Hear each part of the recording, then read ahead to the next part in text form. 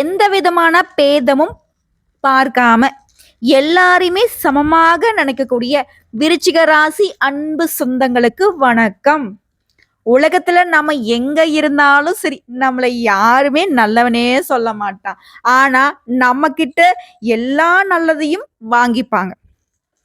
ஆனா அந்த இடத்துல நம்ம என்ன தெரியுமா யோசிப்போம், அட போங்கடா நீங்க வாழ்றதே என்னால அப்படின்னு நம்ம திரும்பி பார்க்கவே மாட்டோம். இது அவங்க என்ன சொல்லுவாங்க, திமிரு பிடிச்சவங்கன்னு சொல்லுவாங்க. அத பத்தி கவலையும் கிடையாது. எல்லாத்துக்கும் மேல எங்களுக்கு யாருக்குமே அடிபணிய தெரியாது. அன்பா பேசுனா அடங்கி போவோம். நீ ஒரு மாதிரி பேசுனா நான் வேற மாதிரி பேசுவேன். இதுதாங்க நம்ம. பார்க்கறதுக்கு கரடுமுரடான ஆளுங்க.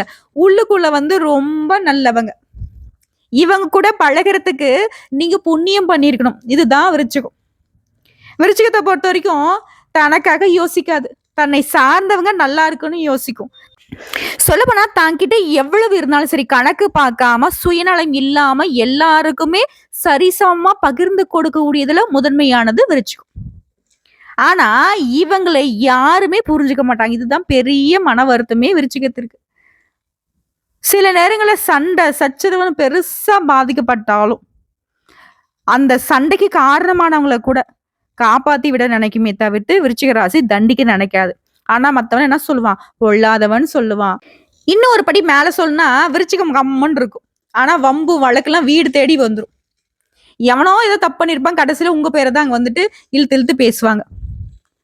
புரியுதுங்களா? அதுக்கு நமக்கு சம்மதமே இருக்காது. சோ இப்படி மத்தவங்களால சும்மாவே கெட்ட பேரை வாங்கக்கூடிய ராசி விருச்சிக ராசி. அதை பத்திலாம் கவலைப்படுமா? நான் முன்னாடி சொன்ன மாதிரிதான். எனக்கு தெரியுங்க நாங்க யாருன்னு. அந்த கடவுளுக்கு தெரியும் நான் யாருன்னு. இதுதான் விருச்சிகம் வந்து மனசுல வச்சிட்டு இருக்கிறது. அனுதினமும் நீங்க இதை நினைச்சுதான் வாழ்க்கையை நடத்திட்டு இருக்கீங்க. சோ உங்களை பொறுத்த வரைக்கும் வாழ்க்கை இப்ப கொஞ்சம் உங்களை ஒதுக்கி வச்சுவன், ஏளனம் பேசினவன், அசிங்கப்படுத்தினவன், அவமானப்படுத்தினவெல்லாம் உங்ககிட்ட சரண்டர் ஆகக்கூடிய, அடங்கி போகக்கூடிய, ஓடி ஒழியக்கூடிய நேரத்தையும் காலத்தையும் குரு பகவான் கொடுக்கிறாருன்னு சொல்றேன். ஏன்னா குரு பகவானை பொறுத்த வரைக்கும் அதிசார பயிற்சியா கடகத்திற்கு போயிருக்காரு இல்லையா? அந்த அமைப்பு உங்களுக்கு பாதுகாப்பு கொடுக்குது, அதிர்ஷ்டத்தை கொடுக்குது, உயர்வை கொடுக்குது. அது என்னங்கிறது தான் இந்த பதிவுல நம்ம பார்க்க போறோம். அதாவது குரு பகவான் அதிசார பயிற்சியாக, குரு பகவானை பொறுத்த வரைக்கும் ஒரு ராசியில 1 வருஷம் பயணம் பண்ணக்கூடியவர். இவர் தரக்கூடியது நல்ல பலன்கள் தாங்க. ஆனா மெதுவா தான் கொடுப்பார், வேகமெல்லாம் கொடுக்க தெரியாது. ஆனா இவர் கொடுக்கக்கூடிய பலன்கள் அப்படிங்கிறது நிலைச்சிருக்கும். ஆனா அந்த குருடைய அதிசார பயிற்சிங்கிறது வேகமான பலன் தரக்கூடிய அமைப்பு. பல மடங்கு, அதாவது வருஷம் முழுக்க எப்படி உட்கார்ந்து நன்மையை கொடுத்தா இருக்குமோ அது போல வேகமா பல மடங்கு நன்மைகளை தரக்கூடிய அமைப்பு தான் அந்த குருடைய அதிசாரம். சொல்லப்போனா குரு பகவானை பொறுத்த வரைக்கும் உங்களுக்கு 9ல அமர்றாரு. குரு பகவான் 9ல அமர்ந்து உங்க ராசியை பார்க்கிறாரு.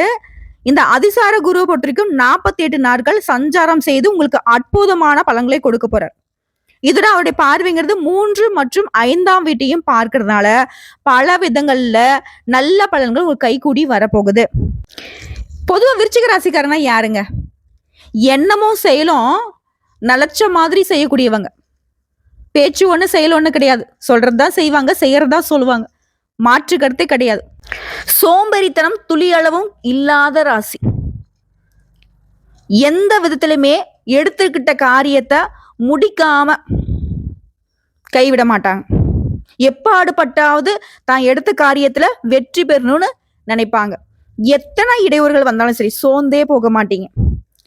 மற்றவருடைய மனசுல என்ன இருக்குங்கிறத நொடி பொழுதுல கண்டுபிடிக்கும் திறன் படைச்சவங்க. நீண்ட ஆயுளோட பெரும் தன்மையோட பாக்கியத்தோட வாழக்கூடிய அமைப்பு உங்களுக்கு எப்பவும் உண்டு. இதனாலதான் யார் என்ன பண்ணாலும், எதிரிகள் என்ன உலகமே உங்களை எதிர்த்து நின்னாலும் மற்றவங்களுடைய அமைப்புங்கிறது உங்களை ஒரு விதத்திலும் பாதிக்காது. ஆனா என்ன, எங்களுக்கு நாங்களே சூனியம் வச்சுப்போம் அப்படிங்கிற மாதிரி தப்பான ஆட்களை நம்பி நிறைய இடங்கள்ல பணத்தை இழந்திருப்பீங்க. ஸோ இப்படிப்பட்ட சில சிக்கல்களால வாழ்க்கை தடுமாறிட்டு இருக்கக்கூடிய விருச்சிகத்திற்கு குருவை பொறுத்த வரைக்கும் இப்ப உங்க வாழ்க்கையை பத்தி நீங்க ஒரு கனவு வச்சிருக்கீங்க இல்லையா, ஒரு லட்சியம் வச்சிருக்கீங்க இல்லையா, அது எல்லாமே நம்ம லிஸ்ட்லயே இல்லையே அப்படின்னு சொல்லக்கூடிய அளவுக்கு சிறப்பான நிறைய பலன்கள் உங்களுக்கு கிடைக்க போகுது. தீபாவளி பரிசா வச்சுக்கோங்க, குரு பகவான் உங்களுக்கு அப்படிதான் கொடுத்திருக்காரு. அந்த வகையில விருச்சிக ராசிக்காரர்களுக்கு இப்போ எந்த மாதிரியான பலன்கள் கிடைக்க போகுது, இதோட பரிகாரம் என்ன, தெய்வ வழிபாடு என்னங்கிறத தெளிவா பார்க்கலாம். குரு அதிசார பயிற்சி.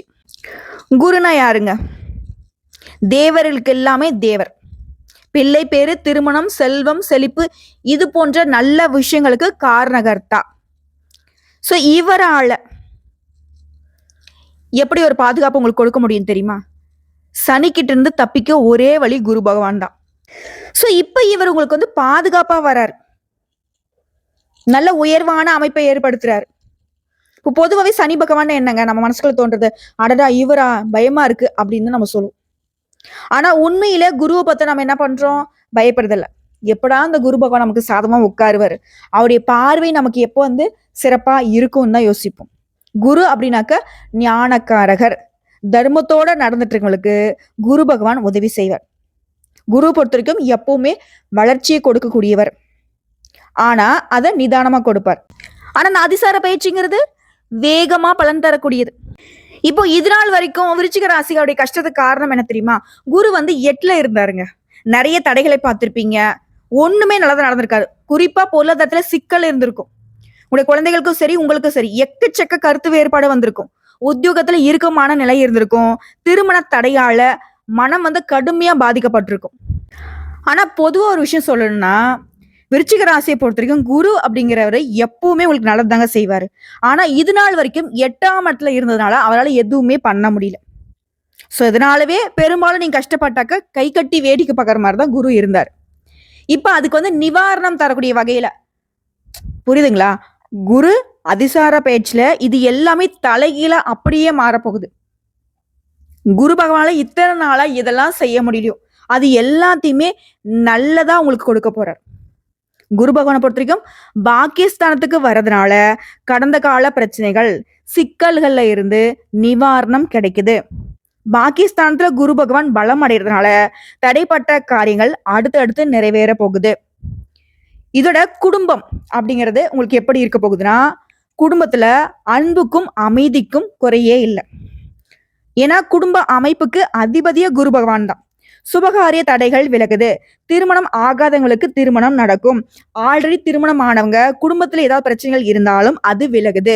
கணவன் மனைவிக்கிடையே அந்யோன்யம் அதிகமாகுது. காதல் உறவெல்லாம் சிறப்பா இருக்கும். விருச்சிக ராசிலாம் ஒரு சிலர் சொல்லுவாங்க, உனக்கெல்லாம் காதல் ஒண்ணு கேடா அப்படின்லாம் பேசுவாங்க.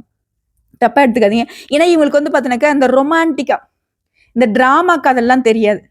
வேணும்னா வேணும், வேணா வேணாம். புரியுதுங்களா? குழந்தைத்தனமான காதல் வந்து விருச்சிகத்துக்கிட்டே இருக்கும். ஸோ உங்களை பொறுத்த வரைக்கும் இது சிறப்பா திருமண பந்தத்துக்குள்ள போகுதுங்க. ஓகேங்களா? இதோட குழந்தை பாக்கியம் இல்லாதவங்களுக்கு குழந்தை பாக்கியம் கிடைக்கும். இதை அடுத்து பொருளாதாரம். சுபகிரகம் பாகிஸ்தானத்துக்கு வர்றதுங்கிறது விருச்சிகத்துக்கு பொற்காலம். இந்த காலத்தை சரியா பயன்படுத்திக்கிட்டா உடைய சாமர்த்தியம் தாங்க இது. 5ஆம் இடத்துல சனி பகவான் இருந்து தடைகளை கொடுத்தார்.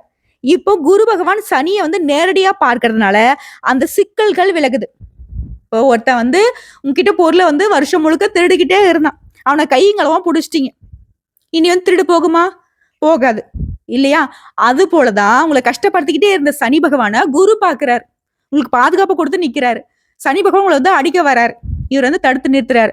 தடுத்து மட்டுமா நிறுத்துறாரு, என்னென்ன பண்ணி அவனை வந்து நீ வந்து வளர விடாம பண்ணிட்ட, நீ உன்னை பார்க்க வச்சுக்கிட்டு நான் வந்து அவனை வளர்த்து காட்டுறேன் பாரு, அவனை உயர்த்தி காட்டுறேன் பாரு அப்படிங்கிறது போல விருச்சிக ராசிக்காரில் குரு பகவான் தூக்கி தலையில வச்சு முன்னேற்றி விட போறார். ஓகேங்களா? சனி வந்து கை கட்டி நிக்கிறார், ஒன்றும் பண்ண முடியாது. குறிப்பா அவர் தரக்கூடிய பாதிப்புகள் எல்லாமே விலகி போகுது. பொருளாதாரத்துல மிகப்பெரிய ஏற்றம் வரப்போகுது. பணப்புழக்கம் நல்லா இருக்கும். உங்களுடைய பேரு புகழ் எல்லாமே உயரப்போகுது. சமுதாயத்துல உங்களுடைய பேச்சுக்கு ஒரு செல்வாக்கு வருங்க.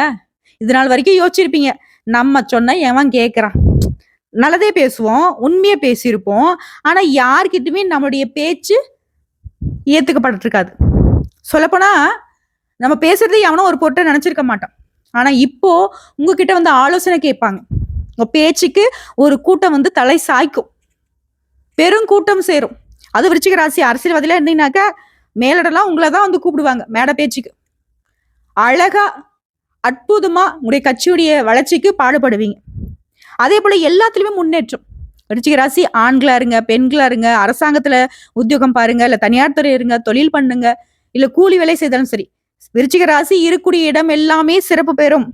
வாழ்வாதாரத்துக்கு தகுந்தாற் போல உங்களுடைய கஷ்ட நஷ்டங்களுக்கு தகுந்தாற் போல நீங்க என்னெல்லாம் மாறினா என் வாழ்க்கை சிறப்பா இருக்கும்னு இது நாள் வரைக்கும் கடவுள்கிட்ட வேணுனீங்களோ அது எல்லாமே சிறப்பா நிறைவேற போகுது. எல்லாமே முன்னேற்றம்னு சொல்லிட்டேன். குறிப்பா உத்தியோகம் பண்றீங்களா, தொழில் பண்றீங்களா, படிச்சிட்டு இருக்கீங்களா, கல்வி எல்லாவற்றிலுமே முன்னேற்றம் இருக்கு.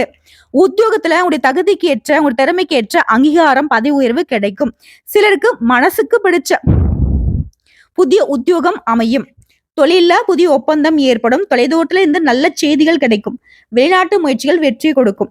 அப்பாவுடைய ஆரோக்கியத்துல இருந்த பிரச்சனைகள் இப்போ தீருதுங்க. இதோட பூர்வீக சொத்துக்கள் இருந்த பிரச்சனைகளுக்கு இப்போ தீர்வு கிடைக்குது. கோர்ட்டு கேஸ், வம்பு வழக்கு ஏதாவது இருந்தா உங்களுக்கு சாதகமான தீர்ப்பு வரும். பயணங்களால ஆதாயம் உண்டு. உயர் கல்விகள்ல இருந்த தடைகள் இப்போ விலகுது. சமுதாயத்துல விஐபியுடைய அறிமுகம் கிடைக்குது. சோ இப்ப நான் சொன்னது எல்லாமே குருவால தான் உங்களுக்கு அதிர்ஷ்டமா நடக்க போகுதுன்னு சொல்லிட்டேன். சோ அவரை ஒவ்வொரு வியாழக்கிழமையும் விரதம் இருந்து வழிபாடு செய்யறது சிறப்பு. வியாழக்கிழமையில கட்டாயம் விருச்சிக ராசி மஞ்சள் நிற உடையை பயன்படுத்துங்க. சோ உடை அணிய முடியலனாலையும் பரவாயில்ல, மஞ்சள் நிற கைக்குட்டையோ, மஞ்சள் நிற பேனாவோ, பென்சிலோ ஏதோ ஒண்ணு மஞ்சள் நிறத்துல கூட இருக்கணும். இது எல்லாத்துக்கும் மேல மஞ்சளை திருநீர் போல குழைச்சு நெத்தியில வச்சுக்கோங்க, சிறப்பு. பெண்களாக இருந்தீங்கன்னாக்க மஞ்சள் நிற பூக்களை தலையில சொல்றது ரொம்ப சிறப்பு. அதே போல அன்றைய நாள்ல மஞ்சள் நிறத்துல இருக்கக்கூடிய வாழைப்பழம் இருக்கு இல்லையா, அதை வந்துட்டு உங்க பசியால வாடக்கூடிய ரோடு சைட்லாம் இருப்பாங்க இல்லையா, அவங்களுக்கு ஒரு சீப்பூல் உங்களால முடிஞ்சளவுக்கு ஒரு 2 பழமாவது வாங்கி கொடுங்க, ரொம்ப நல்லது. அதே போல படிக்கக்கூடிய பிள்ளைகளுக்கு அவங்களுடைய படிப்புக்கு உதவி பண்ணுங்க. பேனா வாங்கி கொடுக்குறது, பென்சில் வாங்கி கொடுக்குறது, நோட்டு புத்தகம் உங்களால முடிஞ்சா ஃபீஸ் கட்டுறது கூட ரொம்ப நல்லதுங்க. குருக்கு ரொம்ப பிடிக்கும். ஓகேங்களா? அதே போல கடற்கரை அருகில் உள்ள கோயில்களுக்கு வியாழக்கிழமையில போயிட்டு வழிபாடு செஞ்சீங்க அப்படின்னாக்கா அற்புதமான பலன்கள் உங்களுக்கு கிடைக்கும். இது மட்டும் இல்லைங்க, இந்த 9ஆம் இடத்துக்கு வரக்கூடிய குருவால இந்த 9ஆம் இடம்ங்கிறது அற்புதமான இடம். ஒரு மனுஷனுக்கு என்னெல்லாம் தேவையோ அது எல்லாமே செய்து கொடுக்கறது யாரு? தந்தை. இப்படிப்பட்ட ஸ்தானம் தான் இந்த 9ஆம் பாவகம். வாழ்க்கையில என்ன பெரிய தேவை இருந்தாலும் சரி, குரு பகவான் 9ஆம் வீட்டுல அமரும் பொழுது அந்த தேவைகள் எல்லாமே பூர்த்தி ஆகும். எப்படின்னா, ஒருவேளை உங்களுக்கு பிள்ளைகள் படிச்சு 4 பேருக்கு முன்னாடி நல்ல ஒரு இடத்துக்கு வரணும்னு நினைச்சிருந்தீங்கன்னா அது இப்ப நடக்கும். அதே போல பிள்ளைகள் படிச்சு முடிச்சுட்டு நல்ல வேலைக்கு போகணும்னு நினைச்சீங்கன்னா அது இப்போ நடக்கும். அதே பிள்ளை திருமணத்துக்காக காத்துட்டு இருக்காங்க அப்படின்னா அவங்களுக்கு இப்போ திருமண யோகம் இருக்கு. மொத்தமா குடும்பத்துல மகிழ்ச்சி பொங்கக்கூடிய ஒரு மிகப்பெரிய அமைப்புன்னு சொல்லலாம். நீண்ட நாட்களாக குடும்பத்தோட நேரம் செலவிட முடியல அப்படின்னு நினைச்சுன்னா இப்போ நிம்மதியா சந்தோஷமா குடும்பத்தோட வெளியில போயிட்டு வரக்கூடிய அளவுக்கு நேரம் காலம் செலவிட்டு சந்தோஷமா இருக்க போறீங்க. நினைச்சது எல்லாமே இப்ப நடக்கும். அதுதான் இந்த கட்டம். இந்த குருடைய அதிசார பயிற்சி நல்ல மாற்றங்களை கொண்டு வருது. தொழில் ரீதியா, அதே போல உத்தியோக ரீதியா, குடும்ப ரீதியா எல்லாமே சிறப்பா மாறுது. தூர தேசங்களுக்கு போவீங்க, நல்ல வாழ்க்கை அமைய போகுது, நல்லா சம்பாதிக்க போறீங்க. நினைச்சவங்க கூட நினைச்ச மாதிரி சந்தோஷமான வாழ்க்கை அமையும். தந்தையாருடைய உடல் ஆரோக்கியத்துல மேம்பாடு இருக்கு. அதே போல உங்க வாழ்க்கையில வரக்கூடிய மாற்றங்கள் அப்படிங்கிறது கோச்சாரத்துல கிரகங்கள் வரக்கூடிய இந்த அமைப்பு நல்ல மாற்றங்கள் நிகழ்வதுங்கிறது சத்தியமான உண்மைங்கிறது தெளிவுபடுத்துது. சோ இந்த குரு பகவான் தரக்கூடிய இந்த வாய்ப்புகள் நிலைச்சிருக்க வெள்ளிக்கிழமைகள் தோறும் உடைய இஷ்ட தெய்வத்துக்கு தீபம் போட்டு வழிபாடு செய்யுங்க. அதே போல 9ஆம் இடத்து அதிபதி நல்லா வேலை செய்யணும் அப்படின்னா கண்டிப்பா குரு வழிபாடு சிறப்பை சேர்க்கும். அனுதினமும் ஓம் குரு பகவானே போற்றி போற்றி இந்த மந்திரத்தை அனுதினமும் 108 முறை கண்டிப்பா உங்க கைகளால எழுதணும். எழுதி சேமிச்சுக்கிட்டே வாங்க. அடுத்த 48 நாட்கள்ல கண்டிப்பா நீங்க நினைச்சது நடக்கும். ஆனா ஏதாவது ஒரு வேண்டுதல அழுத்தம் திருத்தமான்னு நினைக்கணும். திருமணம் நடக்கணும், எனக்கு குழந்தை பாக்கியம் கிடைக்கணும், எனக்கு வீடு கட்டணும், இல்ல தொழில் சிறப்பா இருக்கணும், இது போல ஏதாவது ஒரு வேண்டுதல் தான் இருக்கணும். உண்மையான பக்தியோட முழு நம்பிக்கையோட குருவே நீ எனக்கு இதை செஞ்சு கொடுப்ப அப்படின்ற நம்பிக்கையோட நீங்க அனுதினமும் அவரை நினைச்சு வழிபாடு செஞ்சுட்டு இதை பண்ணிட்டு வந்தீங்க அப்படின்னா ரொம்ப சிறப்பு. ஓகேவா? இது தாண்டி நீங்க எப்படி வேணா அந்த தெய்வத்தை நீங்க வேண்டிக்கலாம். ஆனா கடவுளை நம்புங்க. கடவுள் ஒரு நாளும் உங்களை கைவிட மாட்டாரு, ஒரு நாளும் உங்களை மோசம் பண்ண மாட்டாங்க. சோதனைகளை கூட இவங்க உங்களுக்கு சாதமா தான் மாத்துவாங்க. நம்ம தான் சொல்றோம் கடவுளுக்கே கண்ணு இல்லையோ என்ன சோதிச்சிருச்சு அப்படி இப்படின்னு சொல்லிட்டு. ஆனா பின்னாடி நம்ம நல்லா இருக்கும் போது யோசிச்சு பாத்தீங்கன்னா அந்த கஷ்டம் வந்ததுனாலதான் இன்னைக்கு நான் நல்லா இருக்கேன் அப்படிங்கிற ஒரு புரிதல் வரும். சோ தெய்வம் இப்போ நீ பின்னாடி படக்கூடிய சந்தோஷத்திற்கு உன்னை தயார்படுத்துது இந்த கஷ்டங்கள் அப்படின்னு நினைச்சுக்கோங்க. அதுதான் உண்மையும் கூட. சரியா? சோ ஒட்டுமொத்தமா குரு பகவான் விருச்சிக ராசிக்காரர்களுக்கு அதிர்ஷ்டத்துடைய கதவை அழகா திறந்து வச்சுட்டாரு. இப்போ உள்ள போறதும் உள்ள இருக்கக்கூடிய தங்கமோ வைரமோ வைடூரியமோ, அதாவது உங்களுக்கான வாய்ப்புகளை சொல்றேன், உங்க வாழ்க்கையுடைய அமைப்புகளை சொல்றேன். ஓகேவா? அதை பயன்படுத்துறது உங்க கையில தான் இருக்கு. இது எல்லாத்துக்கும் மேல விருச்சிகத்துக்கு சொல்ல வேண்டிய விஷயம், உங்களை நம்புங்க. நீங்க நினைச்சா முடியாது, இந்த உலகத்துல ஒண்ணுமே கிடையாது. ஆனா சுத்தி யாருமே உங்களை நம்ப மாட்டாங்க. அதை பத்தி கவலையே படாதீங்க. அதீத சிந்தனை வேணாம். குறிப்பா நீங்க இதை செய்யணும்னு முடிவு பண்ணிட்டா அதுல இருந்து பின் வாங்காதீங்க. செய்ய ஆரம்பிச்சிட்டா குதிரைக்கு கடைவாளம் போட்ட மாதிரி அப்படியே உங்களுடைய போக்கஸ்ல இருங்க. நடுவுல யார் என்ன சொன்னாலும், யாரு தடுத்து நிறுத்தினாலும் பின் வாங்காதீங்க. கீழே விழுந்தாலும் விழுறதும் உங்க கையில தான் இருக்கணும், எழுறதும் உங்க கையில தான் இருக்கணும். அவன் சொன்னாலும் விழவும் கூடாது, அவன் சொன்னாலும் எழுகவும் கூடாது. உன் மனசுக்கு என்ன படுதோ அதை செய்யுங்க. பண விஷயத்துல கராரா இருங்க. அடுத்து நீங்க என்ன பண்ண போறீங்க அப்படிங்கிறது யாருக்கும் தெரியக்கூடாது. அப்படிப்பட்ட ஒரு அமைப்புல தான் விருச்சிக ராசி வாழ்க்கை இனி தொடங்கணும், புரிஞ்சுக்கோங்க. அதே போல அனுதினமும் ஆன்மீகத்துல உங்க மனசு சேரணும். கடவுள்கிட்ட உங்க மனசை ஒப்படைச்சிருங்க.